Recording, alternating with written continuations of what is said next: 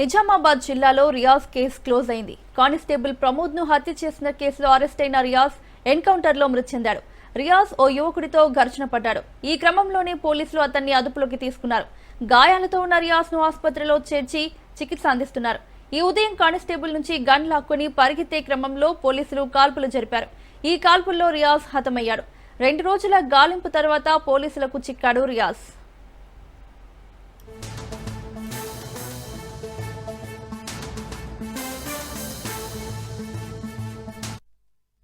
3 రోజుల క్రితం police constable Pramod ను రియాజ్ హత్య చేశాడు. అప్పటి నుంచి అతని కోసం పోలీసులు తీవ్రంగా గాలించారు. టీంలుగా ఏర్పడి గాలింపు చర్యలు చేపట్టారు. ఈ క్రమంలో రియాజ్ ఆచూకీ గురించి పోలీసులకు క్లూ తెలిసింది. సారంగపూర్ అటవీ ప్రాంతంలోని లారీలో తలదాచుకున్నట్లు తెలిసింది. వెంటనే రియాక్ట్ అయిన పోలీసులు పట్టుకునేందుకు యత్నించారు. కానీ అతను సమీపంలోని కాలువలోకి దూకి పారిపోయేందుకు యత్నించాడు. కానీ అక్కడే ఉన్న ఓ యువకుడు అతన్ని పట్టుకుని పోలీసులకు అప్పగించారు. ఈ క్రమంలో అతనికి రియాజ్ కు ఘర్షణ జరిగింది. ఈ ఘర్షణలో 2 గాయపడ్డారు. 2ని పోలీసులు ఆసుపత్రిలో చేర్చారు.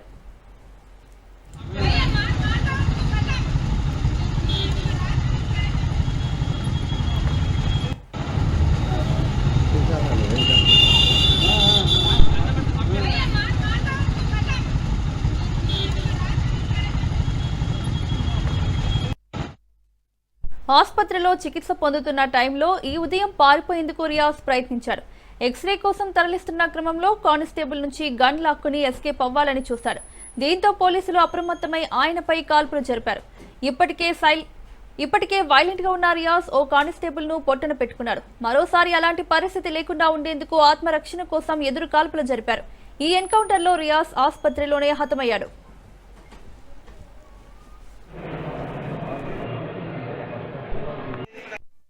కానిస్టేబుల్ ప్రమోద్ గారికి దాడి చేసిన రియాజ్ కోసం ఆదివారం పోలీసు వారు సారంగపూర్ ఏరియాలో వెతుకుతున్న సమయంలో అక్కడే మా అన్న ఆఫీస్ వెల్డింగ్ షాప్లో పనిచేస్తూ ఉండగా షాప్ ముందు నుండి దొరుకుగా పారిపోతుండగా మా అన్న అతన్ని పట్టుకొని పోలీసు వారికి అప్పగించే సమయంలో మా అన్న పైన కత్తితో 2 చేతులపై కోసినాడు.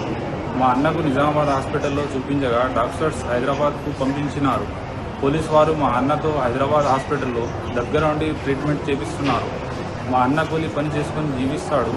2 చేతులపై తీవ్రమైన గాయమైంది. మా అన్న పరిస్థితి సీరియస్గా ఉంది. పోలీసు వారు దగ్గర ఉండి హైదరాబాద్ హాస్పిటల్లో ట్రీట్మెంట్ చేయిస్తున్నారు.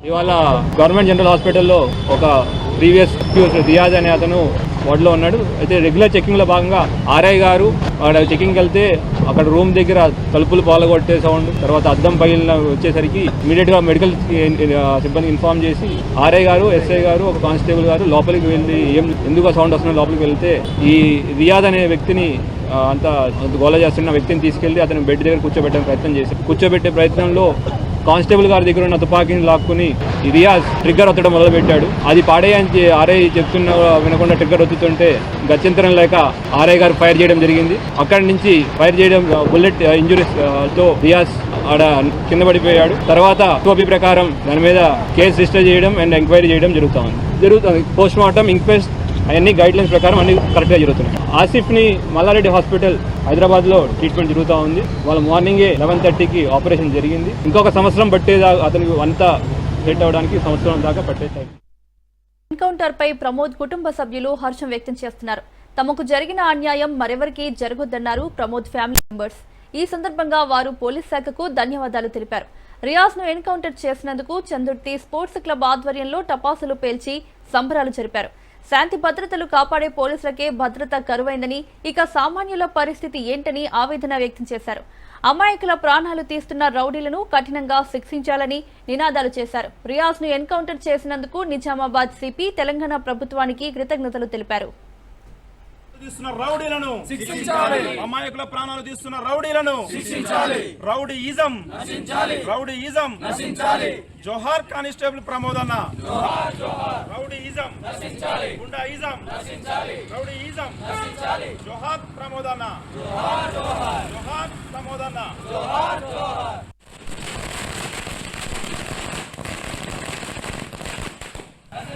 రౌడీయిజం నశించాలి. అమాయకుల ప్రాణాలు తీస్తున్న రౌడీలను వెంటనే శిక్షించాలి. అమాయకుల ప్రాణాలు తీస్తున్న రౌడీలను వెంటనే రౌడీయిజం నశించాలి. గుండాయిజం నశించాలి. కానిస్టేబుల్ ప్రమోదనను ఒక రౌడీ షీటర్ అతి కీలకంగా నరికి చంపినందుకు మరి ఈ రోజు చంద్రకుమార్ ధర్మపురి ఎమ్మెల్యే క్యాంప్ ఆఫీస్లో మంత్రి అడ్లూరి లక్ష్మణ్ను కలిశారు మాజీ మంత్రి జీవన్ రెడ్డి. బీర్పూర్ మండలంలోని శ్రీ లక్ష్మీ నరసింహస్వామి నూతన కమిటీ నియామకంపై అసంతృప్తి వ్యక్తం చేశారు.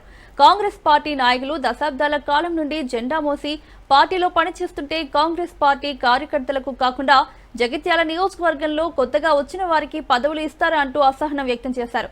పనులు ఇతరత్రా ఏవైనా కొత్త వారికి కట్టబెడుతున్నారని అసంతృప్తి వ్యక్తం చేశారు. ఒక పెంపట్ల దేవాలయం కమిటీ తప్ప అన్ని దేవాలయ కమిటీలు కొత్త వారికేనా అని ప్రశ్నించారు.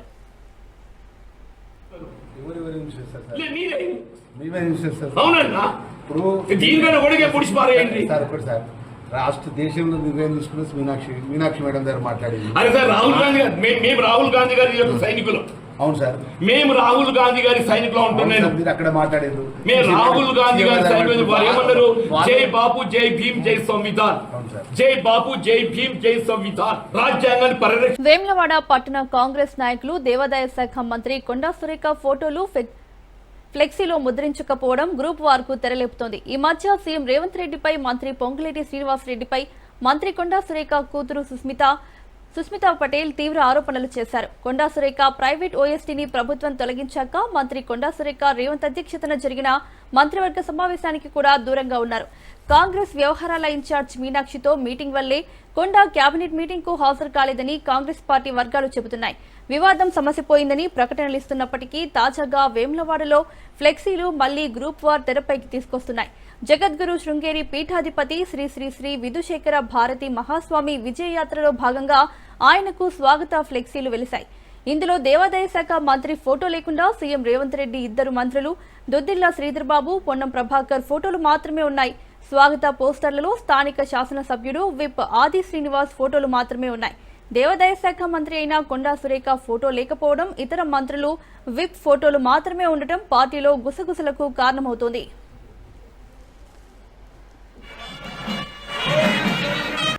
కాంగ్రెస్ ప్రభుత్వంపై హైదరాబాద్ ను గూండా రాజ్యంగా మార్చారని మాజీ మంత్రి హరీష్ రావు ఆగ్రహం వ్యక్తం చేశారు. పెట్టుబడిదారులకు బీఆర్ఎస్ ప్రభుత్వం రెడ్ కార్పెట్ తో స్వాగతం పలికిందని గుర్తు చేశారు. కాంగ్రెస్ ప్రభుత్వం వచ్చిన తర్వాత రాష్ట్రంలో గన్ కల్చర్ పెరిగిందని ధ్వజమెత్తారు. హైదరాబాద్ చార్మినార్లోని భాగ్యలక్ష్మి అమ్మవారిని సిద్దిపేట బీఆర్ఎస్ ఎమ్మెల్యే హరీష్ రావు దర్శించుకున్నారు. దుబ్బాక ఎమ్మెల్యే కొత్త ప్రభాకర్ రెడ్డితో కలిసి అమ్మవారికి ప్రత్యేక పూజలు చేశారు. అనంతరం ఆలయ పండితులు వారిని వేద మంత్రాలతో ఆశీర్వదించి అమ్మవారి తీర్థ ప్రసాదాలు అందజేశారు.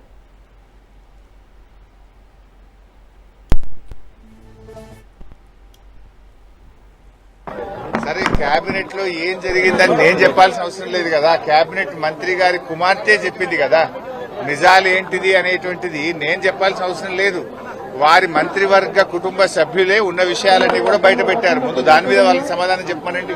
గన్ను ఎవరు తెచ్చారో సమాధానం చెప్పమనండి. ఇవాళ ఎందుకు పారిశ్రామికవేత్తలకు తుపాకులు పెట్టి అక్రమ వసూళ్లు చేస్తున్నారో దానికి సమాధానం చెప్పండి.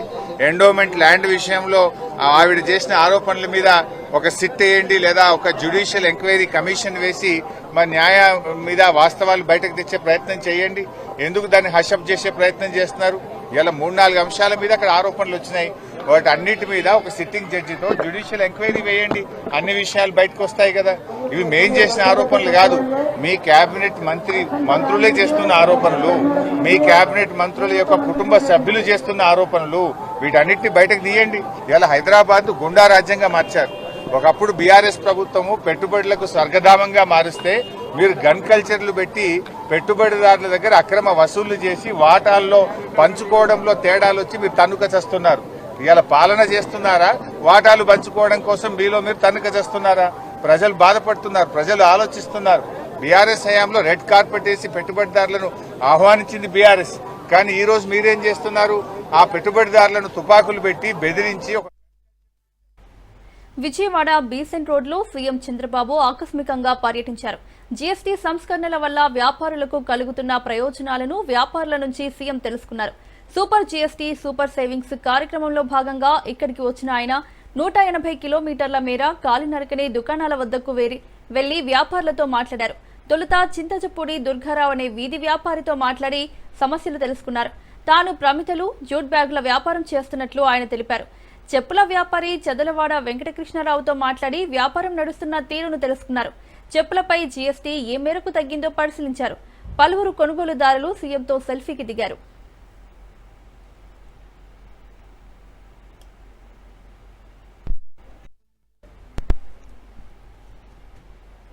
మంగళవారం నుంచి ఏపీ సీఎం చంద్రబాబు విదేశీ పర్యటనకు బయలుదేరనున్నారు. దుబాయ్, అబుదాబి, యుఏఈలో సీఎం పర్యటించనున్నారు. నవంబర్లో విశాఖలో సిఐఐ సమ్మిట్ జరగనుంది. విదేశీ పెట్టుబడిదారులను సీఎం చంద్రబాబు ఆహ్వానించనున్నారు.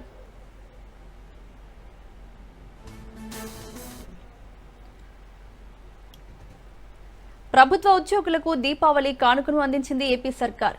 ఉద్యోగులకు డీఏ మంజూరు చేస్తూ ఉత్తర్వులు జారీ చేసింది.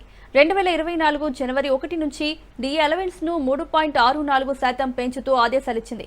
డీఏ పెంపు 2024 జనవరి 1 నుంచి అమల్లోకి వస్తుందని పేర్కొంది. ఈ మేరకు ఆర్థిక శాఖ ముఖ్య కార్యదర్శి పీయూష్ కుమార్ ఆదేశాలు జారీ చేశారు.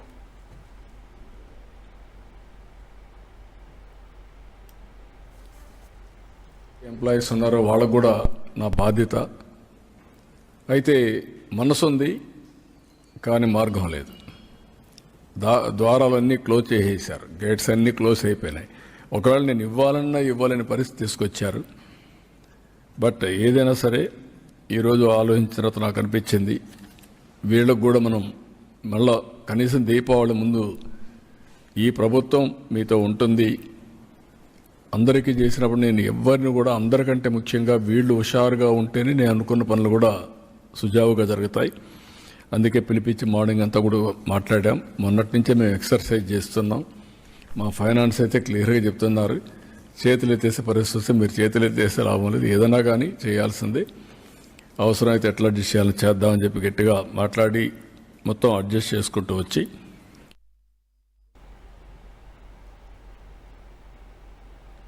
ఏపీలో పెట్టుబడులు పెట్టేందుకు ఇదే సరైన సమయమని, రాష్ట్రంలో ఉన్న అపార అవకాశాలను అందిపుచ్చుకోవాలని మంత్రి లోకేష్ ఆస్ట్రేలియా పారిశ్రామికవేత్తలకు పిలుపునిచ్చారు. నవంబర్ 14, 15 తేదీల్లో విశాఖలో కూటమి ప్రభుత్వం ప్రతిష్టాత్మకంగా నిర్వహించనున్న సిఐఐ భాగస్వామ్య సదస్సుకు హాజరు కావాలని ఆహ్వానించారు. సిడ్నీలోని న్యూ సౌత్ వేల్స్ పార్లమెంటు ప్రాంగణంలో ఆస్ట్రేలియా ఇండియా బిజినెస్ కౌన్సిల్ ప్రతినిధులతో జరిగిన రోడ్ షోలో లోకేష్ పాల్గొన్నారు. ఆంధ్రప్రదేశ్ను పెట్టుబడులకు స్వర్గధామంగా మార్చడానికి తమ ప్రభుత్వం అనుసరిస్తున్న వినూత్న విధానాలను, వ్యూహాలను వివరించారు.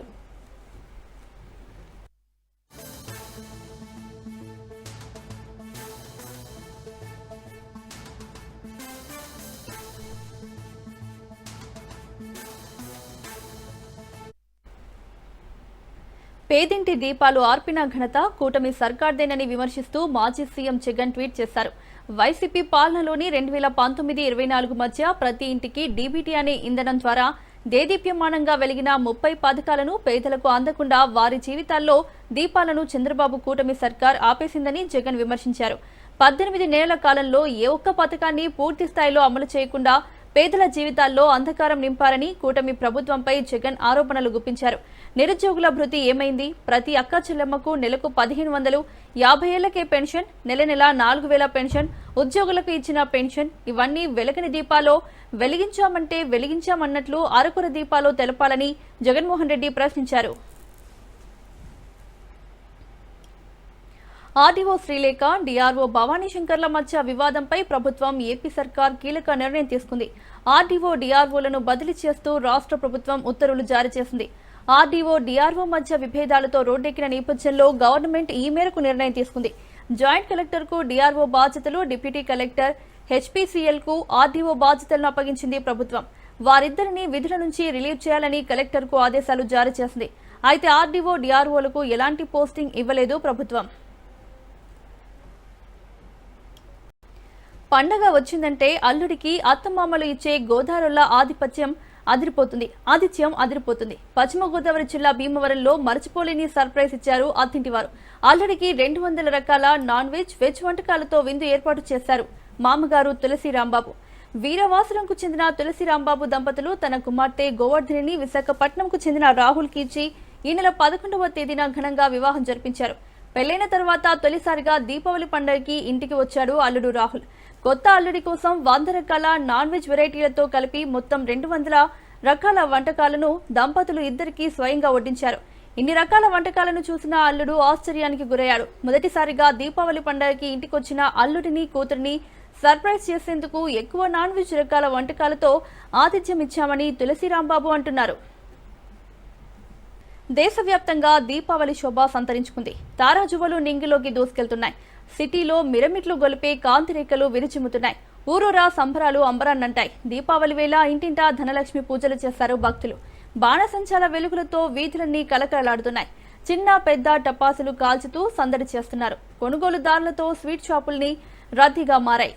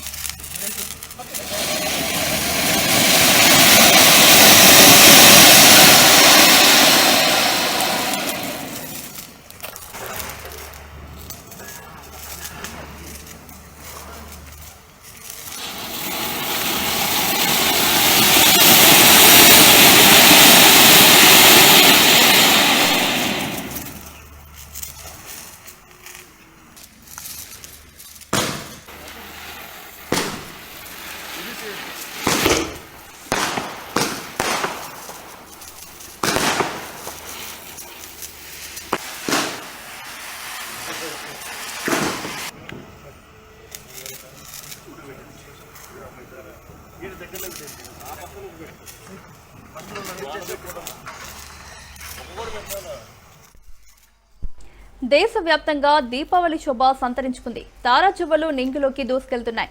సిటీలో మిరమిట్లు గొలిపే కాంతిరేఖలు విరచిమ్ముతున్నాయి. ఊరూరా సంబరాలు అంబరాన్నంటాయి. దీపావళి వేళ ఇంటింటా ధనలక్ష్మి పూజలు చేశారు భక్తులు. బాణసంచాల వెలుగులతో వీధులన్నీ కలకలాడుతున్నాయి.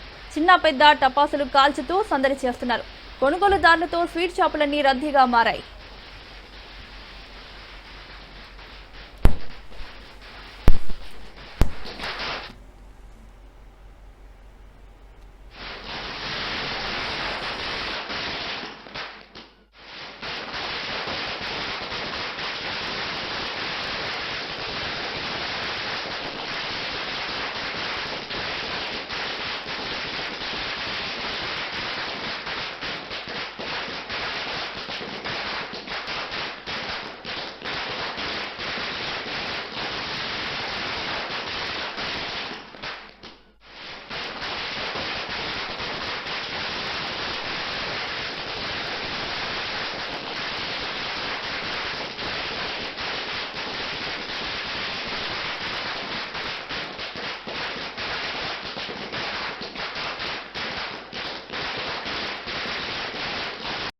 గోవా సముద్ర తీరంలోని ఐఎన్ఎస్ విక్రాంత్లో ప్రధాని మోడీ నేవీ అధికారులు సిబ్బందితో కలిసి దీపావళి వేడుకల్లో పాల్గొన్నారు.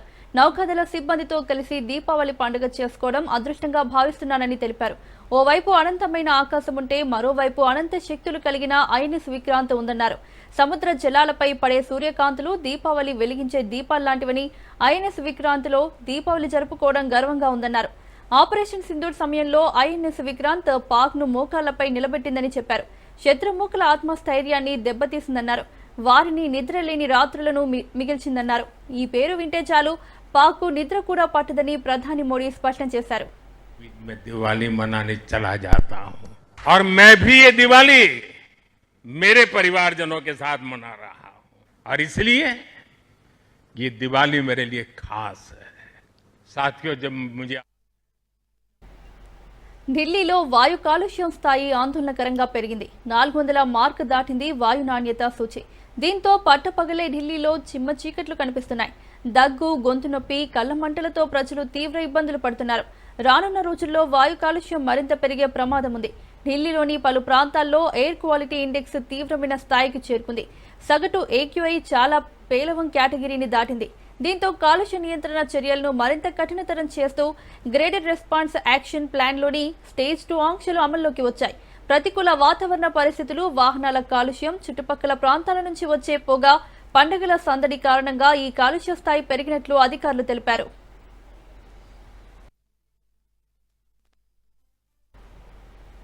దుబాయ్ నుంచి వస్తున్న కార్గో విమానం హాంకాంగ్ అంతర్జాతీయ విమానాశ్రయంలో రన్వేపై నుంచి ప్రమాదవశాత్తు సముద్రంలో కూలింది. ఈ ఘటనలో గ్రౌండ్ సర్వీస్ వాహనాన్ని విమానం ఢీకొట్టడంతో 2 కార్మికులు మరణించారు. టర్కిష్ క్యారియర్ ఎయిర్ యాక్ట్ నడుపుతున్న ఎమిరేట్స్ స్కై కార్గో విమానం దుబాయ్లోని అల్ మక్తుమ్ అంతర్జాతీయ విమానాశ్రయం నుంచి బయలుదేరిన తర్వాత నార్త్ రన్వేను తాకినప్పుడు ఈ ప్రమాదం జరిగింది.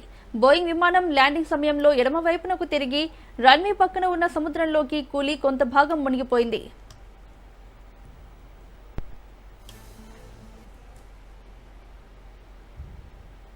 పాకిస్తాన్, ఆఫ్ఘనిస్తాన్ మధ్య కాల్పుల విరమణ ఒప్పందం కుదిరింది. తక్షణమే సీజ్ ఫైర్ను పాటించాలని 2 దేశాలు అంగీకారానికి వచ్చాయి. ఖతర్ రాజధాని దోహాలో ఖతర్, తుర్కీ దేశాల మధ్యవర్తిత్వంతో పాక్, ఆఫ్ఘన్ రక్షణ మంత్రుల బృందాలు భేటీ అయ్యి చర్చలు జరిపాయి.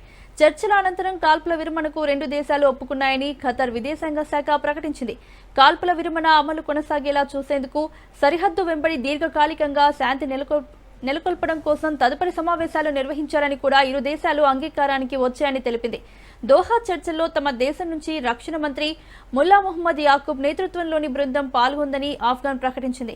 తమ దేశం నుంచి రక్షణ మంత్రి ఖవాజా మొహమ్మద్ ఆసిఫ్ నేతృత్వంలోని బృందం చర్చలకు హాజరైనట్లు పాకిస్తాన్ వెల్లడించింది. దుబాయ్ నుండి వెళ్తూ హాంకాంగ్ ఇంటర్నేషనల్ ఎయిర్పోర్ట్లో ల్యాండ్ అవుతున్న విమానం ఒక్కసారిగా జారి సముద్రంలోకి దూసుకెళ్లింది. రన్వేపై జారి సముద్రంలోకి దూసుకెళ్లింది విమానం. ప్రమాదంలో 2 గ్రౌండ్ స్టాఫ్ మృతి చెందారు. విమానంలో ఉన్న 4 ప్రాణాలతో కాపాడారు రెస్క్యూ సిబ్బంది. ఘటనపై అధికారులు విచారణ చేపట్టారు. మాఫియా డాన్ దావూద్ ఇబ్రహీం సామ్రాజ్యం మళ్లీ పంజా విసిరేందుకు ప్రయత్నిస్తోంది. పట్టుకోల్పోతున్న తన అండర్ వరల్డ్ సామ్రాజ్యాన్ని నిలబెట్టుకునేందుకు దావూద్ కొత్త వ్యూహానికి తెరలేపినట్లు ఇంటెలిజెన్స్ వర్గాలు హెచ్చరిస్తున్నాయి. డ్రగ్స్ దందాకు బదులుగా ఇప్పుడు బెదిరింపులు, కిడ్నాప్ల ద్వారా ప్రజల్లో భయాన్ని పుట్టించడమే లక్ష్యంగా పెట్టుకున్నట్లు తెలుస్తోంది.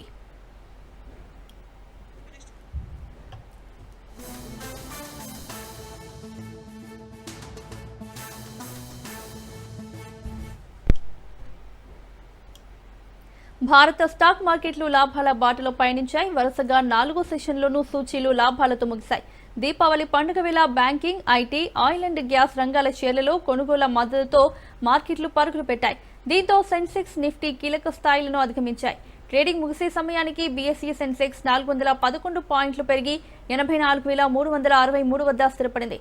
నిఫ్టీ 133 పాయింట్లు లాభపడి 25,843 వద్ద ముగిసింది.